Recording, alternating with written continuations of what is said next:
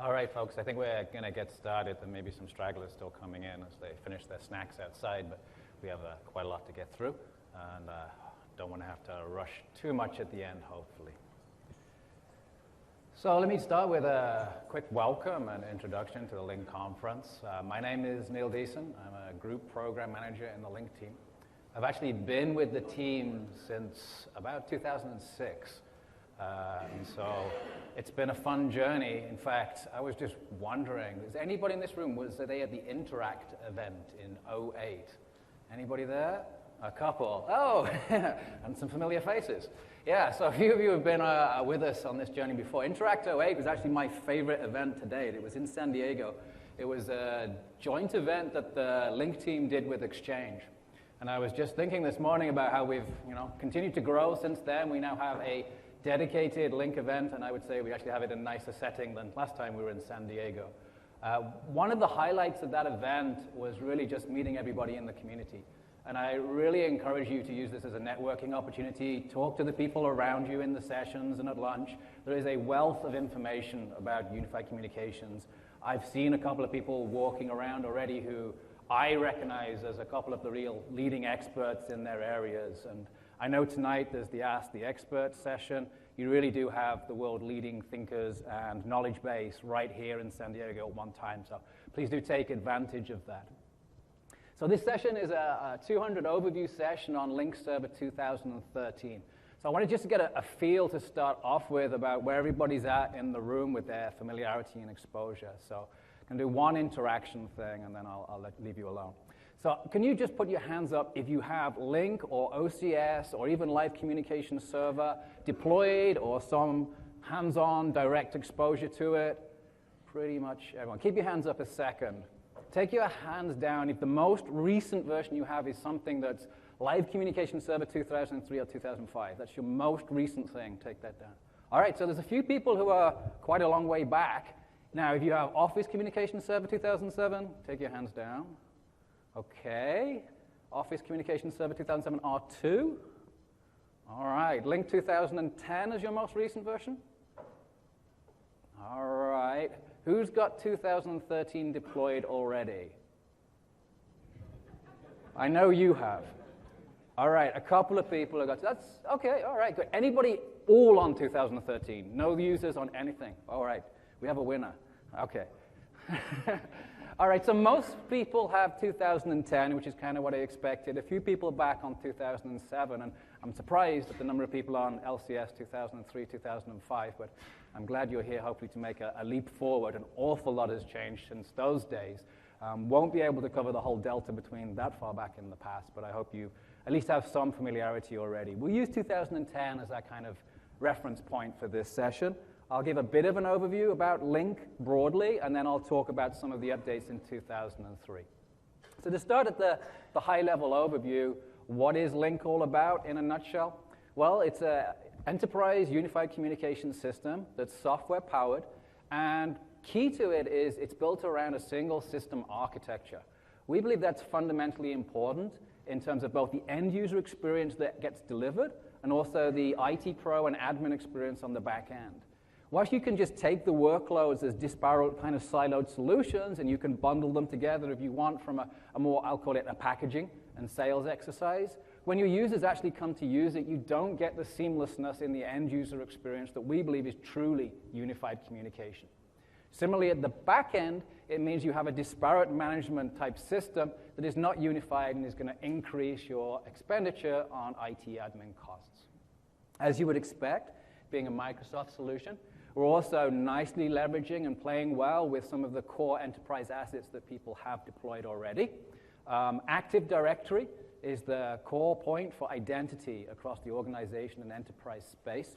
And we leverage that for the identity that we use within communications, which is a very powerful concept. When you think about it, who you are is fundamental to any communications you have. And in this case, the person you are representing is really a business identity that is stored and owned and managed within Active Directory by the organization that you work for. Similarly, we have integration into the bigger Office suite. We have a number of better together scenarios, and we'll talk about some of those in more detail later. But we have ties into Exchange. You also have instant messaging and presence capability in OA, the web mail experience. And we also have integration into SharePoint. If you think like SharePoint document lists, you can actually enable them with presence, so you can see the status and online of an author of a document, and there you can literally go to a click to IM to ask questions. I think that just enriches the overall experience. Lync is built to be enterprise-grade, mission-critical. Communications are super important to business. Downtime is not acceptable. People have very high expectations. We have a very scalable, redundant architecture, and some of the new things in Lync 2013, some of the major investments actually accrue into this space. And we'll talk a fair bit towards the end of this deck about some of those HA and DR, high availability and disaster recovery capabilities. And we'll also just touch on some of the underlyings. I like to just lift the hood a little bit and just show you how some of these things have actually come about and some of the changes that we've made. Lastly but not leastly, we think of Lync as a platform. I know there's an exhibit show hall downstairs, and you'll probably see a lot of some of the investments that people have done on top of Lync, integrating their own line of business applications into the platform and enriching it for their world and adding further productivity value. Lastly but not leastly, when we talk about Lync 2013, it's important now to talk about cloud computing. We certainly see the future for unified communications involving the cloud. And in Lync 2013, we've really introduced more concepts of Lync Online inside Office 365, and some options that we'll talk through about how you can start your migration to the cloud or even move fully into the cloud. So we'll begin with these. These are the basic deployment choices. I'll just walk you through them and give you some idea of where they play best. The first one is quite simply the classic. All the enterprise equipment is deployed on-premise on your own site. Gives you the warm, fuzzy feeling of seeing lots of boxes with green flashing lights on them. It also gives you the ability to have the superset of functionality in Lync 2013. Any feature that is available in Lync 2013 is available on-premise.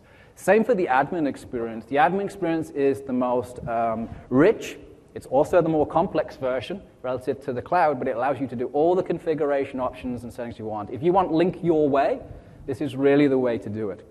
The other place that the on-premise deployment tends to be most popular is when people want to integrate to other on-premise infrastructure that they have. Typically, this is voice infrastructure, but it could also be some conferencing room systems as well. This may be for many reasons. They probably are not a greenfield site, and so they have an in-situ PBX solution that they're probably looking to migrate away from over time. They want to reuse that voice infrastructure. You don't just change everything overnight. It's a staged and phased affair as you roll that out. They may also, in some cases, have connections to carriers. A lot of large enterprises negotiate their own minutes from carriers. They bulk buy a bunch of minutes, and they get reduced rates for that. The flip side is they're locked in to the carrier for a period of time, and they want to retain and honor those contracts. So we give this option to deploy Lync on-premise, get all of that great functionality. At the same time, we're cognizant that people are now changing where they're at across different workloads within Office. And so Lync on-premise plays nicely and works well with Exchange and SharePoint actually online. So you can have this split approach where you could have, say, Exchange in the cloud, and you can have Lync on-premise, and you could still use Exchange for, say, your unified messaging solution in the cloud. So typically what we see here, and I'll just give you some perspective from what I see most customers doing.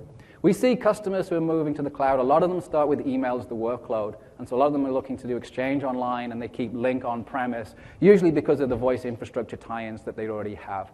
The other main case where we see on-premise today is people who have very large and complex enterprise voice deployments, multi-sites, multiple PBXs, very large users. Typically, those have a lot of investment in current infrastructure. So they start on-premise, and then they begin to migrate to the cloud over time. And I'll talk about one of the options for that in the slide after this one. So the other side, if you like, is Lync Online. This is really all in the cloud. Now you don't have to worry about deployments or rollouts or managing your infrastructure. That's all done for you by Microsoft. And you get an SLA with uptime assurances from Microsoft behind that, which is actually back with some financial clauses as well. So if we don't meet our uptimes, you're entitled to some money back. Importantly, though, we're still using the corporate directory for authentication. So you can still manage your user base through Active Directory, much as you do today, and that's synced to a directory in the cloud. One of the new things that's available in Office 2013, you may have heard of, is called this click-to-run technology. Click-to-run technology essentially allows you to stream applications, including Lync, to the desktop. So if you're doing a cloud deployment, this is a deployment simplifier. You don't have to go and run setup on different boxes. Users can just go click to run and get it streamed to them. So the big win out of Lync Online is really this reduced administration cost to the end users. Where we see this being very popular right now is where customers who are beginning to move to a UC solution, and they're looking to start with typically IM presence and meetings as the first things that they're trying to do. And they may have a legacy voice system with PBX phones on people's desks that they're not trying to migrate right now. You can do the full meeting experience of Lync in the cloud, including PSTN dial-in. The PSTN dial-in in the cloud is slightly different to on-premise. It's serviced through an ACP, audio conferencing provider, whereas on-premise there's a different option which uses PSTN dial-in to your local infrastructure. So those are the two kind of extremes, if you like. But in between, there's what we call a hybrid deployment. So a hybrid deployment actually helps people with their migration to the cloud. In this, you actually have Lync Online in the cloud, and you have users homed in the cloud. But you also have an on-premise deployment as well. That on-premise deployment can be simplified, though, and can be a reduced footprint, if you like. And you can have users homed on that as well. The nice thing about this is now you can have users in the cloud who are serviced with a DID number that's basically run off your on-premise equipment. So you can give all your users a phone number that's serviced from your local on-prem infrastructure that Lync is integrated into, but really have them in the cloud for everything else. And so we're seeing this, a lot of larger customers who already have Lync deployed or older versions are looking to move to the cloud, are starting to do this now. They have these hybrid deployments where their domain, their enterprise, is essentially now split across cloud and on-premise with users in both. They move users into the cloud based on kind of business needs. A good case example would be if you have some users that maybe work out of regional home offices, they may not care too much about getting a DID number from the enterprise. They may actually use their cell phone as a primary line. So you can move those users just completely into the cloud. Then there may be some other users that you decide are more suitable to have a DID served from on-premise but have everything else hosted in the cloud. And there may be some users that already started on-premise and you just haven't migrated those yet. So these basic options give you some flexibility about how you're trying to deploy Lync in your unified communications solution and how you're working through your cloud migration and adoption strategy. So that's what Lync gets deployed as, but what does it actually do for you? So again, a quick overview if you're totally new to the system. So Lync is about unified communications, and unified communications is really about the integration of experiences around 3 core workloads. And those workloads are enterprise voice, audio, video, and web conferencing, and instant messaging and presence. And so instant messaging and presence is where we started, and if you are back on the LCS 2003, 2005 versions, that's really the focal point of what you've got today. And then in the evolution to Office Communication Server, starting in 2007, and then R2, and I would say culminating in Lync 2010, you saw the focus on enterprise voice. And audio web conferencing meeting has really been there throughout. So in Lync 2013, those workloads stay there. They've all been enhanced, and I'll talk a little bit about some of the changes. But if you want to think about some larger investment areas, I would highlight the investment in the web and mobile experience. This really broadens out the reach of Lync to the users on mobile devices, both tablets and on smartphones, and also a very rich web platform we have capabilities for now. And finally, persistent chat. I picked this one out because this may not be not as obvious to everybody. There's always been a persistent chat capability that you could deploy with Lync, but it wasn't fully integrated. And so it did have some of those seams that I previously talked about. It ran a separate client. It had a separate management system. We've addressed some of those things now, and we actually created an integrated experience around persistent chat. And I'll show you a little bit later on what that looks like.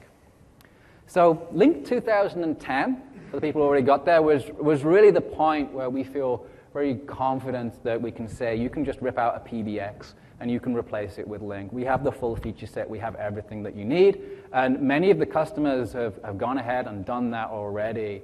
I think most people were probably in the keynote. If you search for Microsoft blog, you'll find there's a top posting is the keynote update from Tony Bates. In it, there's a link for case studies for Lync deployments. I recommend you go look at that. There's some very interesting stories about what people have done with Lync.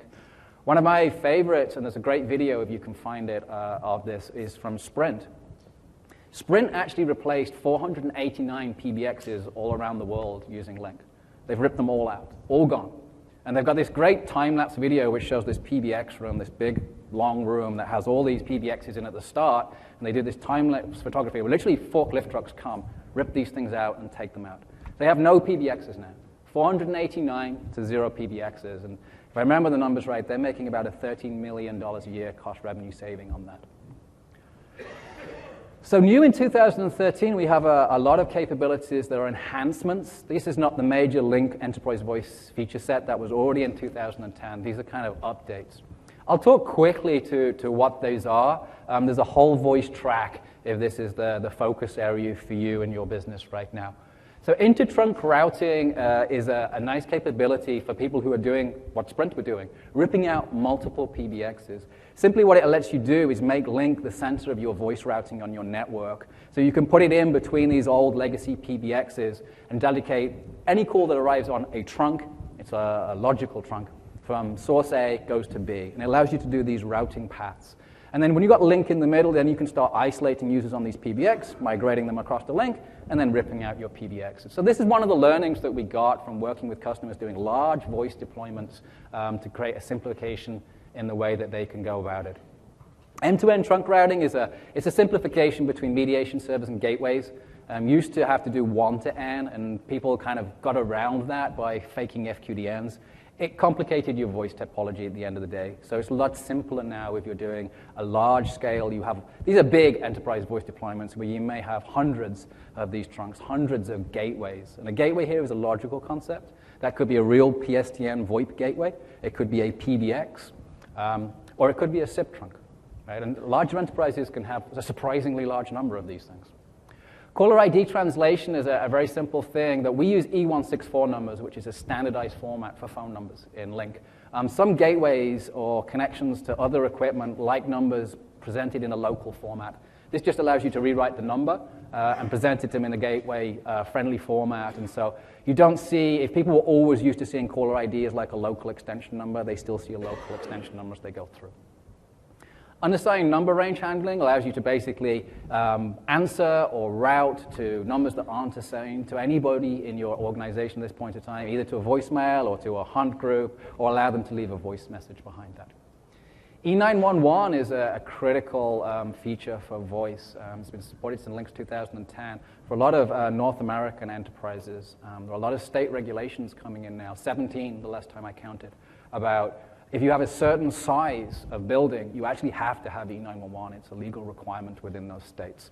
And that'll probably just increase. There's a lot of focus and interest in emergency calling now in 911 across VoIP services. And enterprises and businesses are seen as part of that, and will have to meet those requirements too. We provide a good solution for this already. We made a couple of updates based on customer feedback. One of those was the ability that if someone makes an E911 call, or a 911 call really, from your enterprise, that we can notify a distribution group that typically represents a local security office. So if you have a big campus and someone on campus calls 911, your local security office now gets a notification about that call and what's happening, and they're potentially the first responders on scene as well. There's a couple of other improvements there around disclaimer notifications that you want to put out in different locales, and how quickly location information gets updated. E911, in a nutshell, is all about giving the emergency responders the location of the caller. That's what they need to know. And there's a lot of technology in Lync that will figure out exactly where you are in a building and tell them. Conferencing PSTN dial-out policies is, you may have some users who are provisioned for all of the workloads. They have enterprise voice, they have IM presence, and they have audio, web, video conferencing. And then you may have some users don't have the enterprise voice piece, but they are provisioned still for conferencing.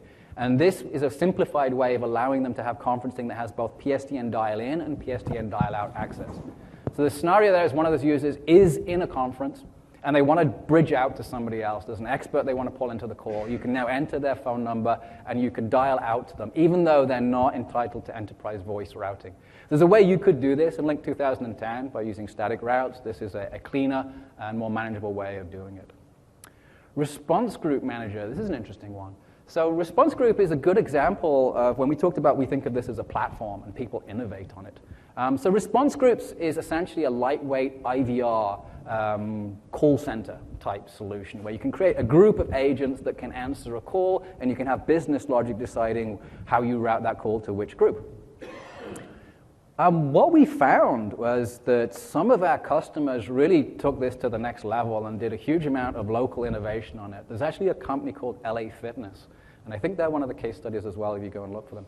They actually, being LA Fitness, a very distributed company. I mean, they have health centers all over the place, and then they have a headquarters that's physically remote from that. So what they've done is they've rolled out Lync across all of these sites, and then they use response groups for a really quite mind-blowing amount of complexity. For example, within a particular health group or set of health groups that geographically are located, they have a response group for all of the spin class instructors. And then if they have an instructor who calls in sick or can't make it at the last minute, they just get on the response group, they call out, it fans out, it calls all of the qualified instructors, and they find someone who can come in and do a replacement for that class. And they actually ended up building hundreds and hundreds of response groups for all different types of business applications within their business. And one of the things we found there that today, changing response groups actually requires a Lync administrator role to go in and make changes. So now we've created a separate role. An administrator can delegate to a manager role. The manager is kind of like a response group owner, and they can go in and do some more the basic lightweight customization of the response group without having to open a ticket back on the IT help desk. Call forwarding and simultaneous ringings. There's some new choices in there. One of them for admins requested was being able to limit the numbers that you're actually calling to. So if you want to restrict to only forwarding to local numbers or to internal extensions, you can do that. Voicemail escape. So we have a feature inside Lync called simultaneous ringing or simul-ring. So when someone calls your Lync number, you can actually set it so it will simultaneously ring other extension numbers, other lines that you have, and obviously a popular choice is cell phone. But there's an interesting side effect of doing that. If your cell phone is out of coverage area at that point, then the cell phone carrier sends it straight to voicemail. They don't even alert you. So this is kind of a problem in the sense that you may actually be there at another line, but before you can actually get to the phone and pick it up and answer it, your cell phone provider has sent it to voicemail for you. So now we have a feature which will actually detect that happening, and if the cell phone auto-answers too quickly, then we'll cut that leg off and let the other ones ring. If you don't actually end up answering anywhere, it will still go to voicemail. It will go to the Lync system voicemail. Delegation is a big, complex area for boss admin type scenarios. These are people who have delegates or admins who are able to answer their calls on their behalf. We've done some updates to there, most notably allowing delegates to use this simul-ring feature. So if an admin is away from their desk and a call from the boss or to the boss gets routed to them, it'll ring on all their endpoints, and now they have the option to pick it up on a cell phone if they have that with them instead. So lastly, but certainly not leastly, is we now have voice resiliency through HADR, and we'll talk more about HADR later because it's one of the bigger changes in 2013.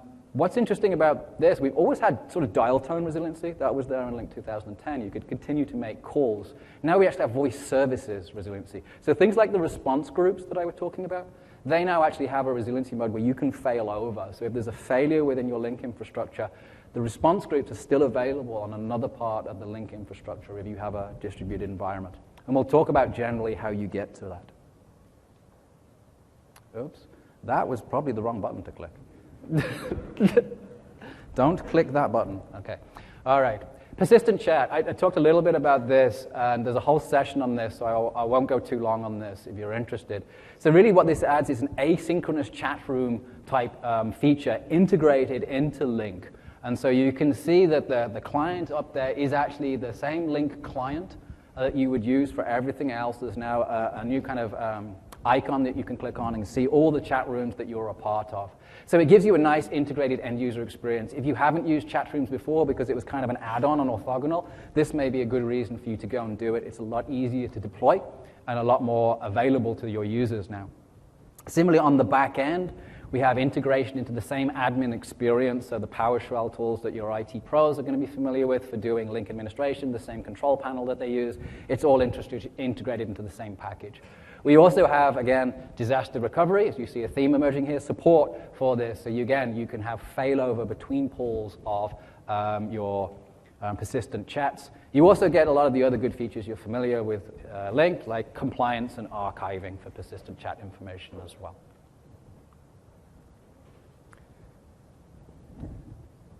Scared to click it now. Okay, video conferencing. So this is one of the major investment areas that we did in the Lync 2013, and probably one of the most obvious things that you will see if you're familiar with using Lync, because you can see up here, this is actually a snapshot of the Lync UI, and it's showing you multi-view video in action. So you can have up to 6 active video streams in this top line here from people who are sending video. And then you've got also down here a gallery of additional, if you're in a large meeting, participants, and some of these people have updated HD photos. So it's a much richer video experience going on here. It's also got some nice, unique features in it. By default, the top 6 people that you will see, if there are that many people in the meeting, are the people who most recently spoke, most active participants, which makes sense. But if you want, you can go in, and there's a feature called pinning or spotlight. You can actually lock on individual people within the meeting and say, I want to watch that key stakeholder through the meeting, presuming they are sending video into the meeting. And then you can have them locked into one of those positions. There's a couple of other things that I want to just touch on here that have changed. One is video in Lync 2013 and conferencing is now HD video.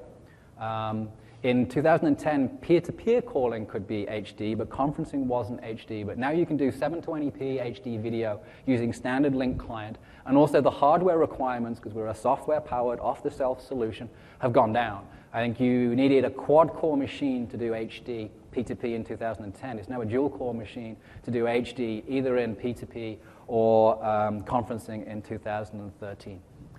There are still some other things you need. You need to have the bandwidth available to do it as well. But there's a lot of intelligence actually built into the back-end system, which is actually going to customize the experience to be the best possible for you.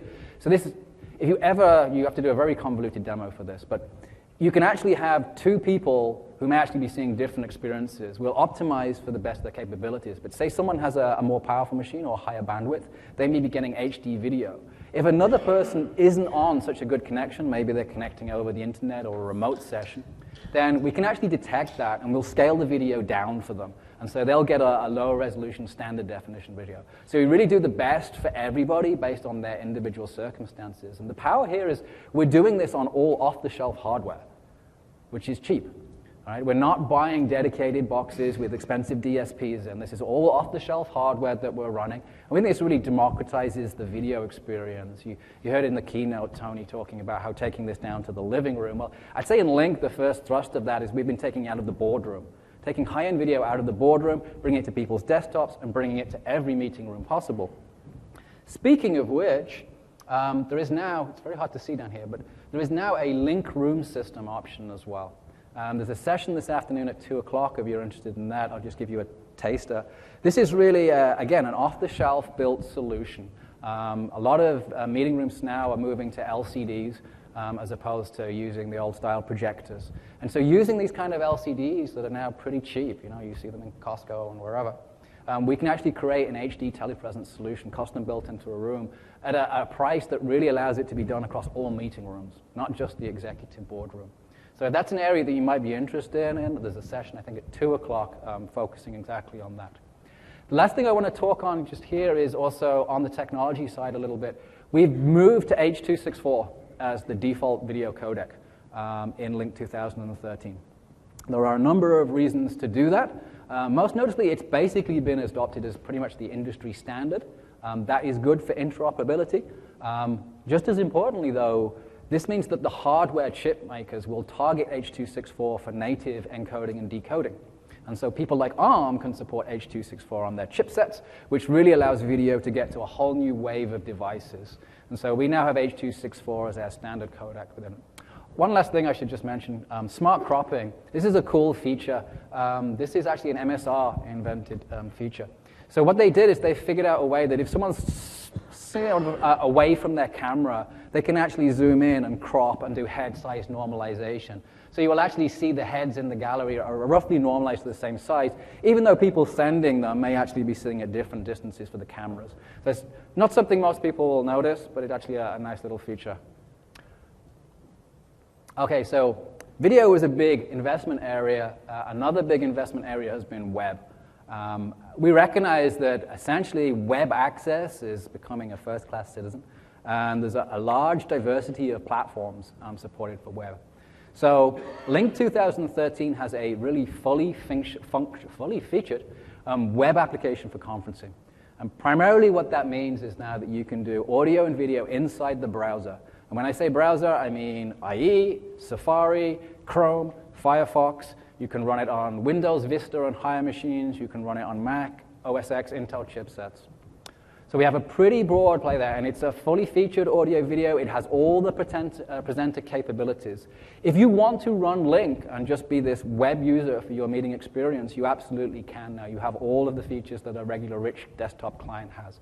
And you can also use this for the guest joiner type scenarios. When you invite people from outside your enterprise who are coming in, they don't have Lync installed, they'll now get prompted to go and get the download. It's pretty quick, less than a minute. You're going to get the plugin, and you're good to go, essentially, with a fully featured audio-video inside the browser experience.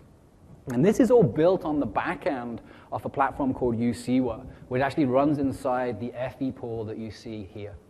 And that platform brings a whole bunch of other capabilities when we come to mobile. We'll talk about that in a second. A couple of other changes just to call out in Lync 2013. We've moved to this server over here called WAC. WAC is the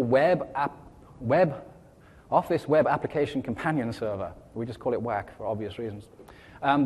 It's basically a server that's built by the PowerPoint team in this case, and it does web access to Office documents. So we're using that now for PowerPoint inside Lync meetings. This means you get some nice new features. In the past, we did our own PowerPoint transcode, and so some things didn't survive the transcode, like very complicated animations and inline audio video wasn't there.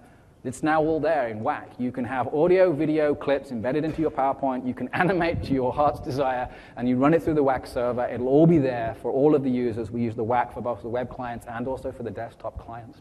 The WAC is actually shared infrastructure as well. So whilst it is a new server to deploy, it actually also gives you web access to SharePoint documents. It gives you previews for Microsoft Excel and Word through the web views as well. So it's pretty useful generic infrastructure for you to go out and have. Finally, I mentioned there are a community of users that want to live inside the web. And so one thing should make them happy is you will be able to do one-click Lync meetings from inside OA, which is the Outlook web experience. In the past, you weren't able to do that, so you had to cut and paste a Lync meeting link into it. There wasn't a plugin in the web version of Outlook. We have that now. So you have a complete web experience inside Lync web app. 2013, I think. 2013. Okay, so I talked a little bit about mobile. So mobile is sharing this web access platform that we now have inside Lync, and that's important for a number of reasons. It's really exposing a bunch of web services that use the REST API design paradigm. It reduces down the amount of traffic, essentially, that's going over the connection to the mobile, which is particularly important for mobile connections, given bandwidth concerns, data plan costs, and also battery life. And so state for the web clients and the mobile clients really lives more on the server side, and you do a lighter weight rendering on the client experience. So this gives us a very rich native voice, video on the mobile device solution. I think Tony talked about this in the keynote. We're announcing at this conference support for voice and video in the iPhone and Windows Phone 8. They're available at March, and Android is coming about a month later. So at this point, I think that's enough slides for now. I actually just wanted to give you a quick view of what this actually looks like. So at this point, I'll introduce Stefan Tain, my colleague here, who's also in the Lync group. And just bear with us while we wake up some machines.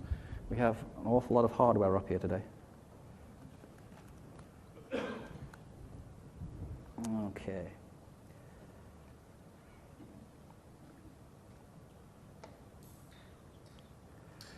So,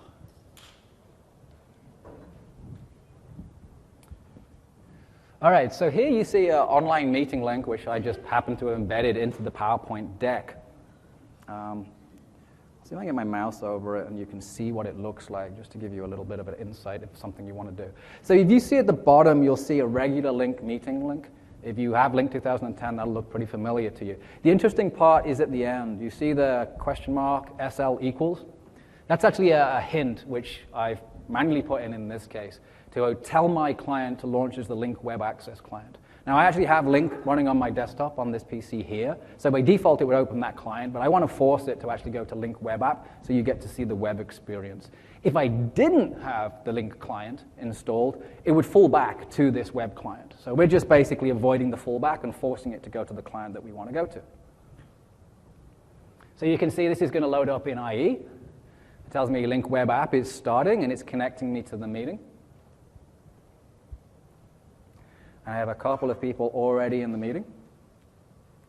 You can see Stefan's is actually coming from this camera here, and I'm going to start my video over here. So just for logistics, you can see my video is now just starting up.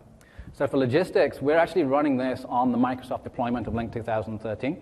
We're connecting as remote users all the way back over to Redmond and doing it there. So not really a demo environment, but nonetheless. Okay. Do you want me to switch it over to you? Yes. So I'm going to switch over to Stefan now. He's also joined in the Lync client. Didn't go. Let me try again. You on one? I'm on one, yes. Okay.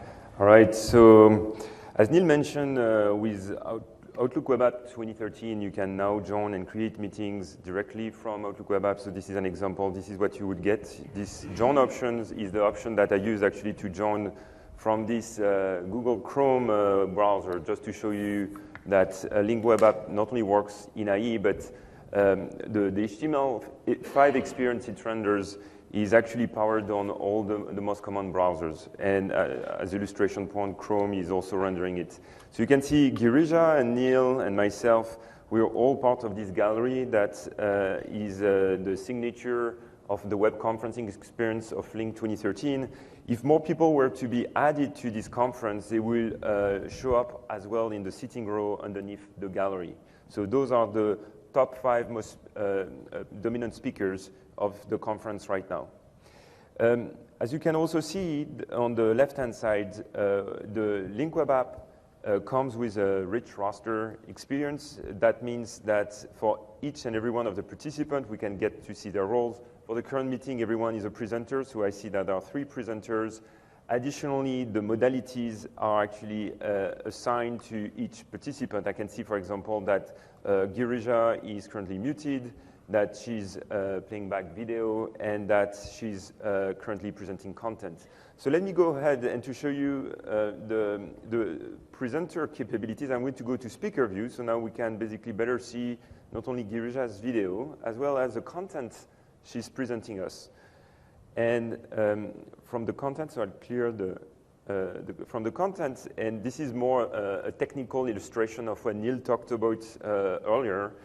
This Unified Communication Web API is the REST API that powers Lync across platforms, devices, and browsers. So this is not only applicable to the web, this is also applicable to tablets such as an iPad or mobile, the most common smartphones being Windows Phone 8, iPhone, and Android.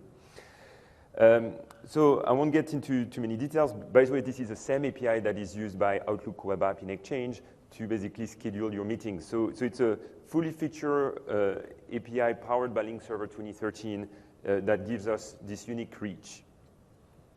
So now I'm going to continue to use the conferencing capabilities of Lync Web App to show you the next demo, which is what I'm going to do here.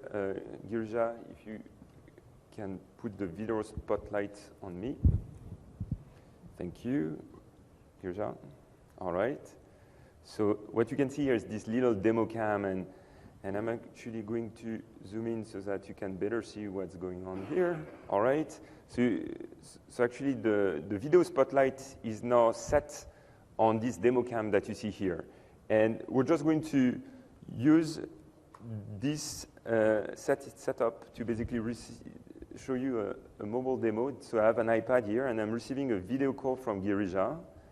And look, now this is Girija in a separate peer-to-peer call. She was in a conferencing before. He has called me on this iPad. Again, just an illustration point that this audio, video, and other capabilities are fully powered by the same uniform REST API for the web and mobile and iPad. So with that said, Neil? So there's a bit of a programmer joke there in that one. There's some recursion going on here. We're actually demoing a mobile call inside a browser, inside a conference. We thought we'd one-up Tony and Derek. And by the way, I want to thank Stefan, who spent an awful lot of time. I saw that Derek got the Tequila Sunrise. Stefan actually is the guy who's behind the scenes doing a lot of the work. So let's give Stefan a round of applause for that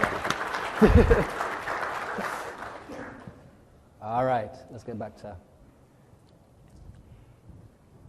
Okay. Oh, I forgot one thing. Very important is I recommend everyone to go and see Girija's session if you want a more in-depth knowledge about this API and mobility deployment. And I've got the link up. So I'll read it out. DPL 301, this is a session, and it's in the Empress tomorrow at 1 p.m. Thank you. There's actually two sessions. This is the one on the back end and the infrastructure if you're interested in that. There's also a client ecosystem overview if you're interested on more the client experience on the mobile and the tablets. Okay, so let's talk about topologies. We talked about where you can deploy Lync in terms of on the cloud or on-premise or in a hybrid state. What are your actual topology choices when you go and deploy Lync? And this will lead us into some of the discussion around changes on HADR that are quite important. So the simplest model is a single box. Right? You can actually run everything on top of a single box, which is called the standard edition of Lync. It runs all of the workloads. You don't need any other servers deployed. You'll get IM, presence, audio, video conferencing, and instant messaging. If you want to have remote user access, you need to deploy an edge server. That goes into the DMZ to give you connectivity, and will also allow you to do federation. It would get you that great Skype connectivity if you wanted to do that. You also need the WAC server, which we talked about as the new interface for rich PowerPoint sharing. You can actually virtualize all of these roads if you want, so you can still run it on one physical box. If you have PSTN access, which you most likely do because you want to do enterprise voice, you're also going to need some capability. That could be a separate gateway that interfaces to a traditional PSTN trunk, or it could just be a pipe that connects to the FE box, which runs SIP, and that may be talking to either a PBX, or it could be talking to a SIP trunk from a service provider. So this really is the simplest way to go out and deploy Lync. It's typically used for smaller deployments or pilot deployments, earlier deployments inside an enterprise. However, there's one interesting change that's happened in 2013 that I wanted to call out. You can now do a form of HA, high availability, and disaster recovery by pairing two SE boxes. This is pretty fundamental, that people who like the small, compact form and footprint of an SE box in the past didn't have this capability to have the mission-critical HADR. They would have to move up to the next view we'll take, which is more a pool deployment to get that. You can now do that with two SE boxes by using this pairing. And we'll talk about how that pairing works in a little bit. So I said, if you are in a larger enterprise or a larger deployment, you can then move to using pools of enterprise servers. And as you'll be familiar with, most likely from previous links, when you have a pool, there's two types of servers. There's what's called a front-end server, which you can think of as kind of like a routing engine for communications. And you can also have a back-end server. And the back-end server is really a database store where SQL Server resides. And that's where a lot of the state gets written to for persistence. Now, you can now actually have up to 12 FE servers within a single pool. In the past, we actually used 8. And for the back end, you can also co-locate with the SQL servers being used for things like presence, your other databases that you need for doing archiving, monitoring, persistent chat, all on the back end server. So that simplifies things down. Again, there's been some important changes in how that's actually implemented state management across these servers, which lends itself to this HADR model. And that benefits this pool topology as well when it comes to high availability within a pool and disaster recovery across a pool. We'll talk about those in a little bit. But just to round this out, so you had a single server solution, the SE server. You then had a pool, a single pool solution, an enterprise edition. You can now, of course, as you would think, you can have multiple pools. And so really when you get to large enterprises that have geographically dispersed sites, often around the world, you get multiple of these enterprise edition pools deployed in different data centers around the world. Give you an insight of Microsoft. Microsoft has pools deployed in Europe, in Dublin, in Singapore for APAC, and in Tukwila for North America. And so we have these different pools, actually multiple pools in each of those data centers. And that's pretty common when you get to the larger deployments. They like that kind of redundancy and resiliency. It also helps to locate your pools closer to where your users are, so they get good performance for things like conferencing calls, where, of course, the conferencing media streams are actually talking to servers inside the pool. When you're just making a regular call, you're usually just sending directly media to each other. But when you're in a conference, you are talking to a centralized server. Lync also does some smart things. If you have these multiple pools around, you can now actually set up least cost routing, and so that people calling across sites, that traffic will be routed into pool and save you any toll charges. You won't be breaking out into the PSTN and making international calls anymore. You can now do pairing of these FE pools as well to give you this simplified HADR model.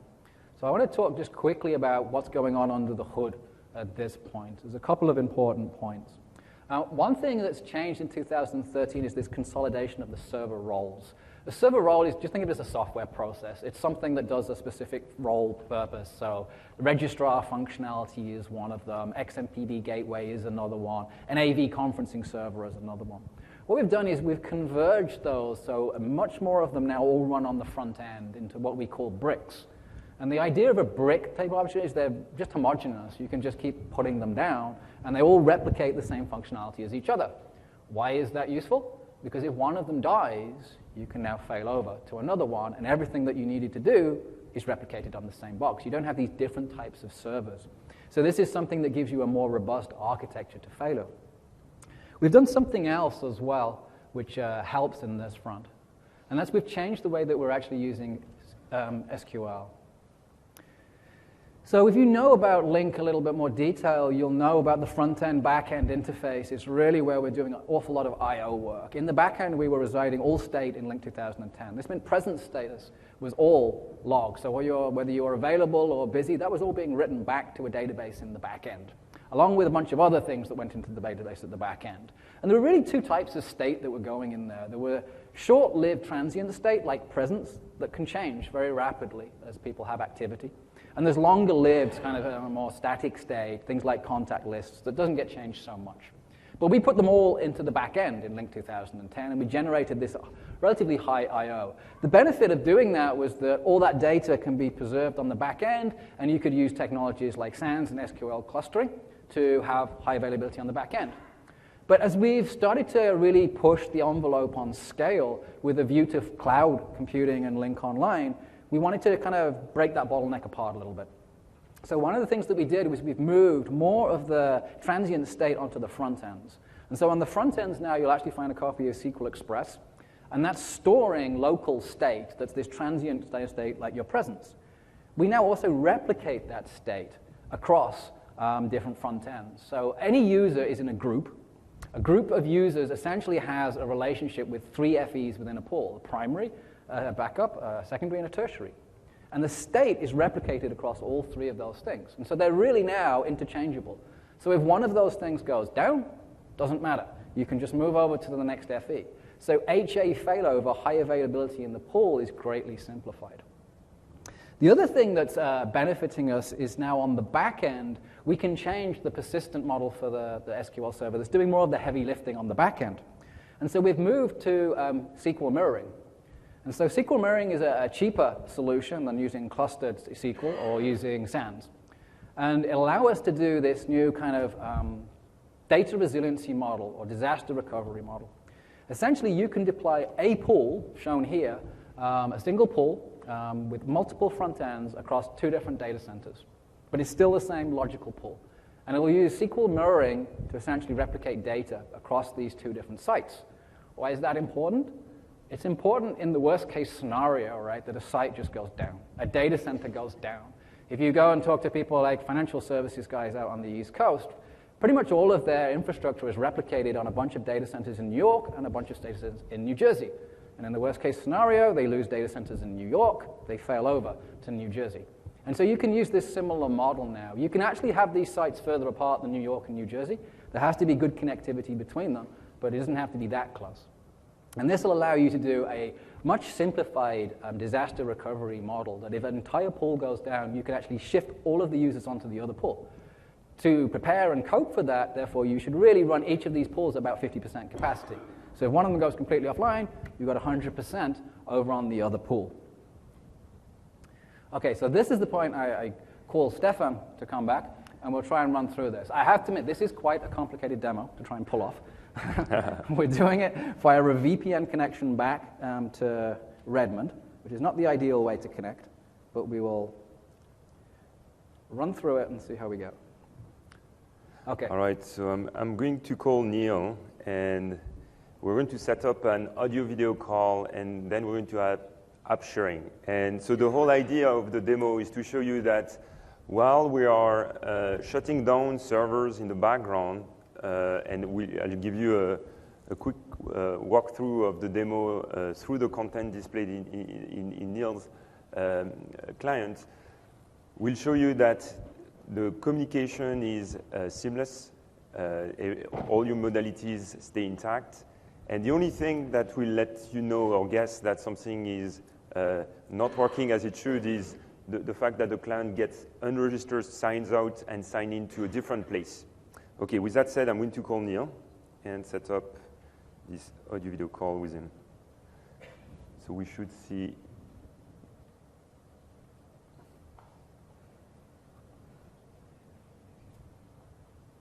So our audio is muted down here, which is why you don't hear the usual alerting tone, because otherwise we've got two laptops next to each other, and they'll talk to each other in a loud, annoying, squealing kind of fashion. So you won't see the audio or hear the audio, but you will see the video.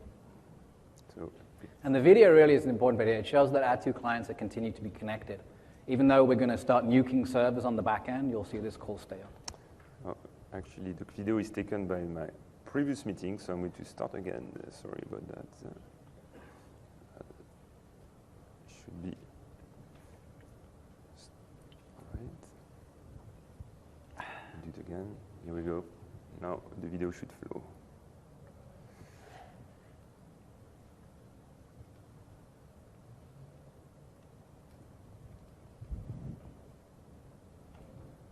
Should see video and content should be loading. Yes. All right. So we're now in a peer-to-peer call. You're seeing this from my perspective on my laptop. So I see Stefan's video, and this is Stefan's desktop. And Stefan's going to use his desktop to start remoting in to our servers, and we're going to start shooting them in the head. All right. So this is the walkthrough I promised.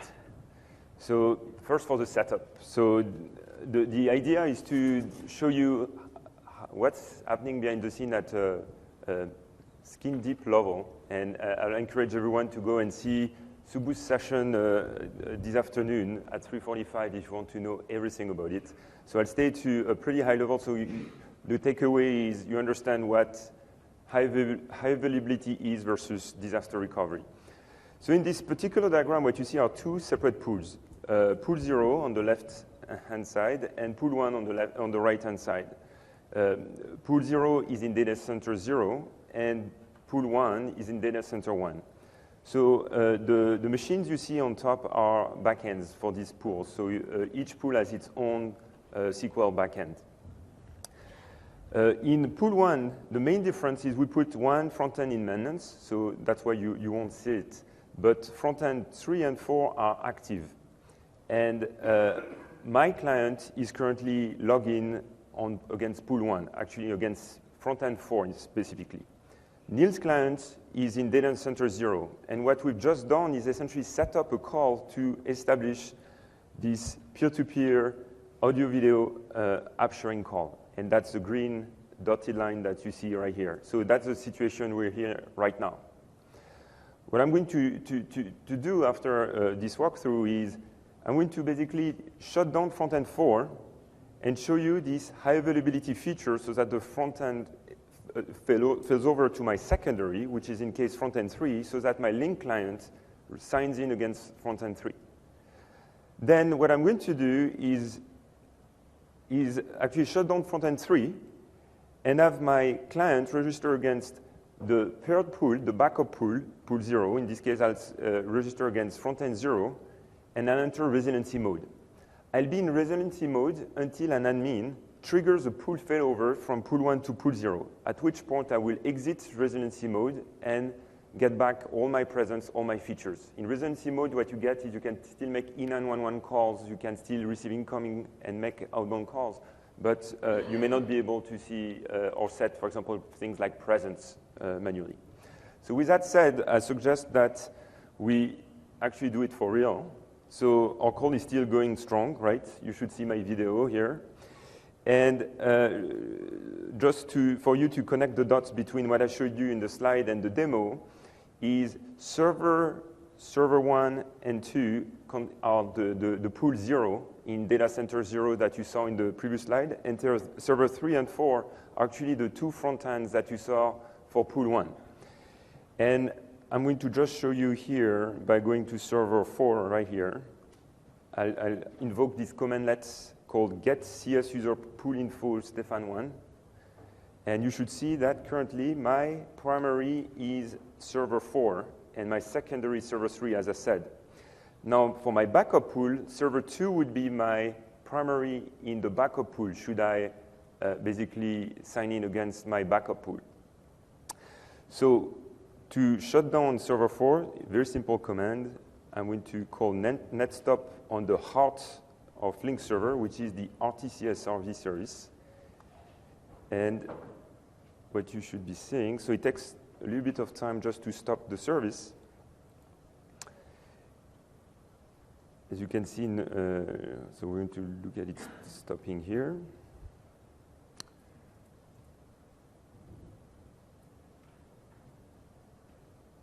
Here we go, this is done. So as you can see, the communication with Neil is still going strong. And my client at some point is going to detect that the front end is no longer available, yet our communication, as you can see, is still, I mean, this is your reference point that is being displayed because this is Neil's client that is being displayed. Things are seamless, I'm not aware of them. Here on my side, I know something is going on, but I'm glad I can still communicate to Lync because my client has not signed in yet. And look at it, up after a few seconds, my client is signing again. If we invoke the same commandlet as before. So that was failover within the pool. Exactly, precisely, an intra-pool failover. I'm now connected to server 3, and you can see that server 4 is nowhere to be seen because it's currently down. So server 3 is my new primary. So I fell over to my primary in pool 1. So now the next step is to show you a disaster recovery, because now I'm only left with one front-end server in pool 1. So what we're going to do together is shut down front-end 3. And at this point, there'll be no more front ends in pool 1, and we will see that my client will re-register in resiliency mode against the backup pool, but my communications will remain intact. So let's do this. So your disaster recovery is worst case scenario. At this point, your whole data center is gone, essentially. This shouldn't happen every day. So I'm just running this command. You see I'm on server 3. This is a machine, and I'm going to essentially invoke, not start, but stop to kill front-end 3. So now it, again, takes a little bit of time for the service to go down. But meanwhile, you can continue to see the communication is still up and running. I'm here, see. And once the server stops, we'll see that the Lync client is going to basically sign in, first detect that the front end went down. So, for example, here I can show you that I cannot set my presence because, but at some point he's going to get sign out and sign in against the other pool. So what we can do is see what the status is for my user. As you can see, the primary is now empty for pool 1, and that my new primary server is now server 2 in pool 0. So from this commandlet, I can follow where my client is getting or needs to get signed in. And at this point, I'm going to get sent in against the backup pool. Right. So at this point, the entire client has basically shifted. It's moved over now to be living on the other pool. Yes. In the other data center. And if I want to change my notes, as you can see, I cannot because I'm in this resiliency mode. So what needs to happen now is, at this point, as an IT admin, I'll be receiving alerts to say, hey, you know what, a disaster has happened. I don't think this is a situation that is very common. I mean, you have like a number of front ends to kill before you get there. But when that happens, some alerts get fired, and as an IT admin, I have this severity 1 or severity 0 issue, and I'm going to basically use this commandlet here called, I'm going to go to server to do that.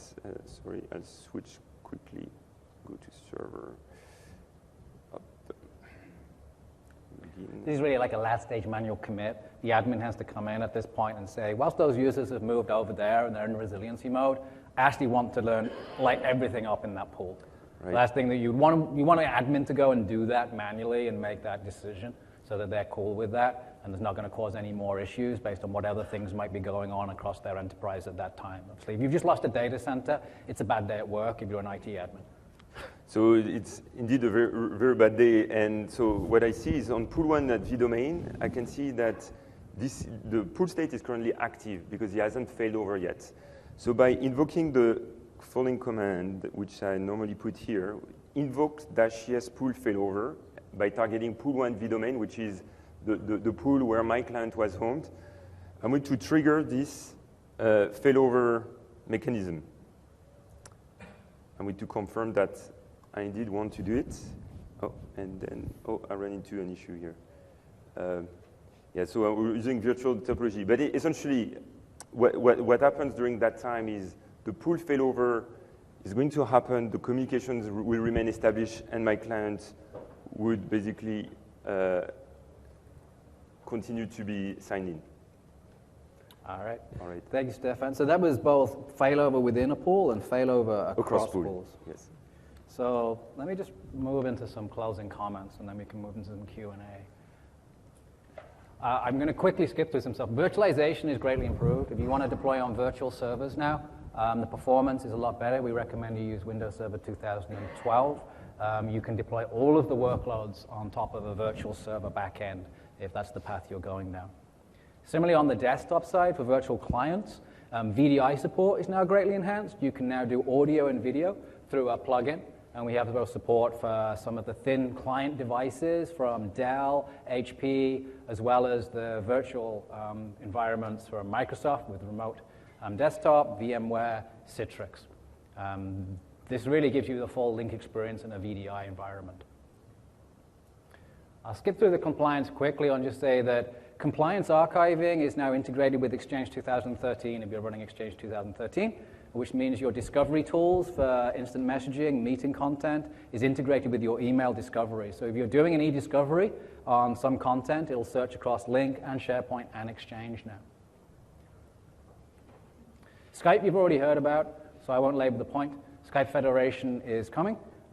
It'll be here around, I think June was the announced date for instant messaging, presence, and audio. There's a session on this if you're interested. The good news is you don't really have to do much. We will just light this up in the cloud for you. If you are already federated with Messenger, you will get this. You're already set to go.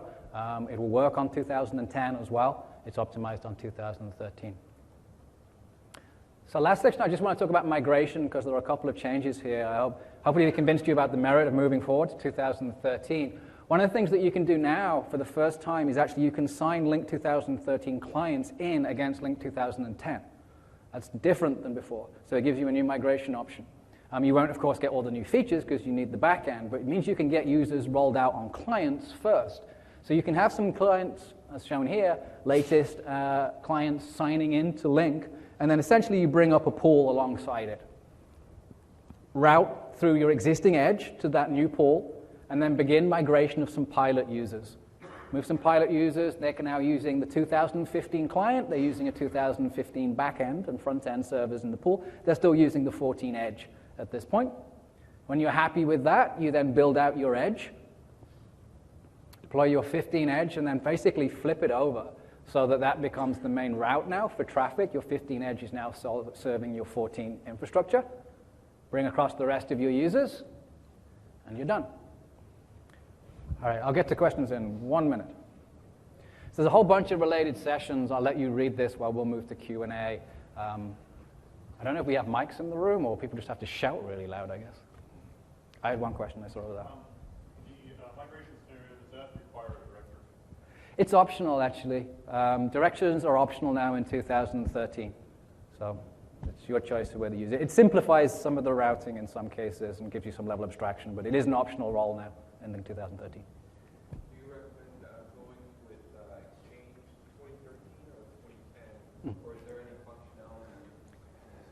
There is. I recommend going with, both will work just fine. 2013 gives you a couple of extra benefits that are nice. The integrated compliance and archiving, synchronization of contacts across Exchange and OA, if you use what's called Unified Contact Store, are the two biggest ones that you'll get.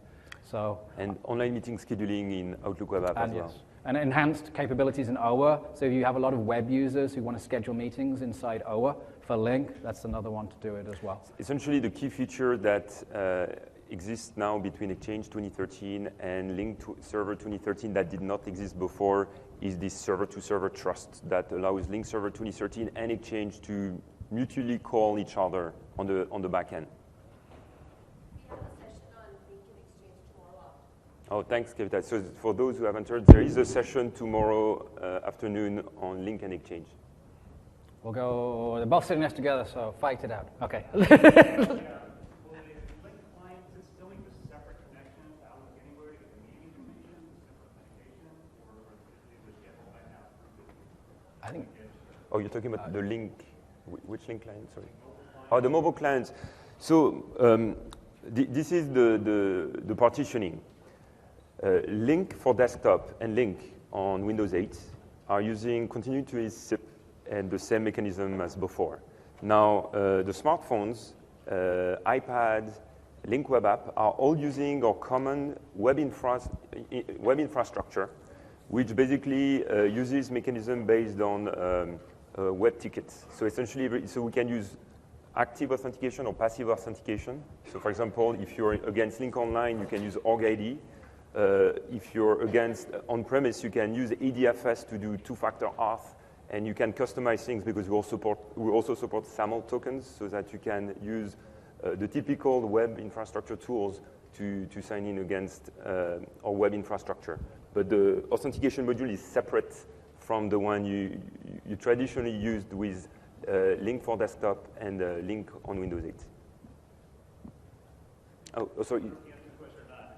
You still need Outlook Anywhere to be enabled. Outlook Anywhere. To get the meeting information into the Lync client on mobile device. Oh, sorry. Outlook Anywhere no. So you need actually the client uses EWS, Exchange Web Services, to do it. Yes, it has to be on. That's correct. Sorry, I misunderstood the question.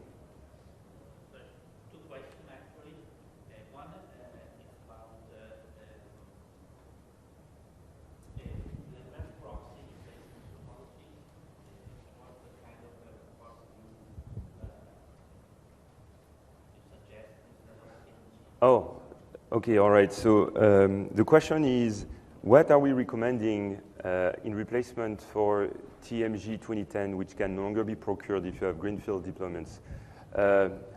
So it turns out that I drove that piece, so I'll give you the details, and there'll be a bigger messaging around that. So if you already have TMG 2010, continue to use it. You're the lucky ones. Now, for those who have greenfield deployments, you can use IIS ARR. So we have validated and worked with the IIS team to do a setup based on IIS ARR. Or you can use, we have also worked with third parties such as F5 and A10 networks, and we are going to publish fully tested and verified and qualified instructions for you to deploy these third-party products as hardware load balancer used as reverse proxy, or so you can use, even if you're self-hosters or a large enterprise, you can use those products. And our plan is to actually continue to enroll new partners as we go through. The other question was about the VDI support. So about there is also LFDS support, not VDI, but remote desktop session on one server. Without the VDI, only LFDS. So this That I don't know. I will refer you to the desktop session. client ecosystem. The client folks who I think will be in the room for that one. We're both infrastructure guys in the back end. So. But on the back end, we have to have a VDI infrastructure, or is it simply an LFDS server? You just need the plugin on the Lync client. You don't have. You need the 2013 out-the-box infrastructure on the back end and the VDI plugin on the actual desktop. Okay. Yes.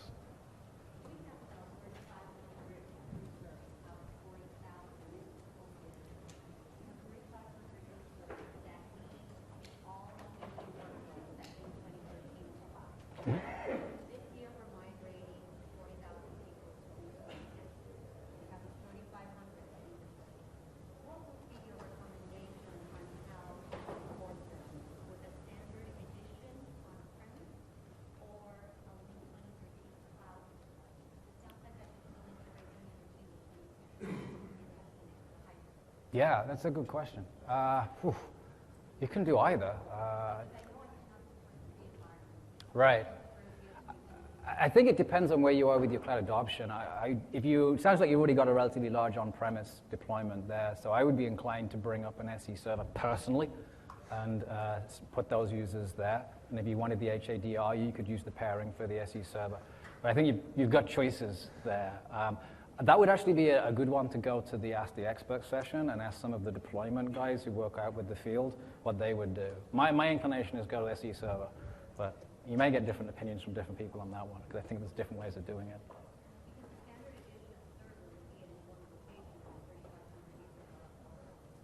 Right. Yeah. Yeah. If you don't have, if you're going to have them homed on that machine, they're going to do their conferences on that machine. So I don't know how distributed they are, but yeah, that could be a factor. If you could, I don't know, if two SE servers that you pair, if you can do that, if that can service enough of the geography, that would work.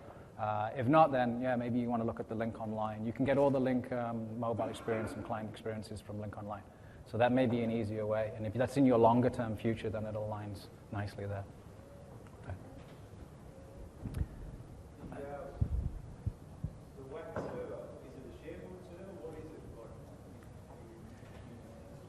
Right. It's not a Lync role, it's actually a separate Office server. So it's Office infrastructure, it's actually built by the PowerPoint team, and you deploy it as a sort of standalone WAC server. It's then shared infrastructure that can be used by a bunch of the Office clients, including Lync.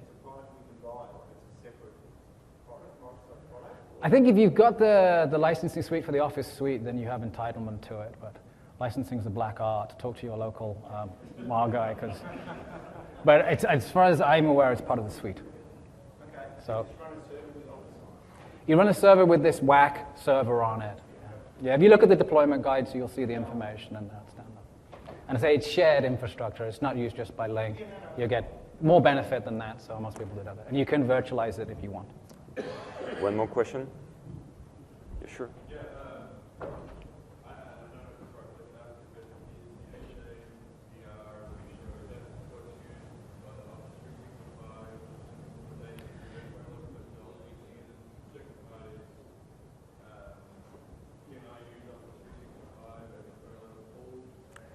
Okay, so the question is the HADR mechanisms that we described earlier used by Lync Online in Office 365? So the answer to that question is yes. This is essentially a very important part of our operations. Every time we want to roll out an upgrade on one pool without affecting our users, we are essentially fail over the pool, rolling out the upgrade on the failover pool, and essentially then fell back all those users where they are, and then we do the same with the paired pool, essentially. So that's our bread and butter as we operate the cloud. Now, to your second question is, can you fail back or fail over or actually pair a pool on-premise with a pool online?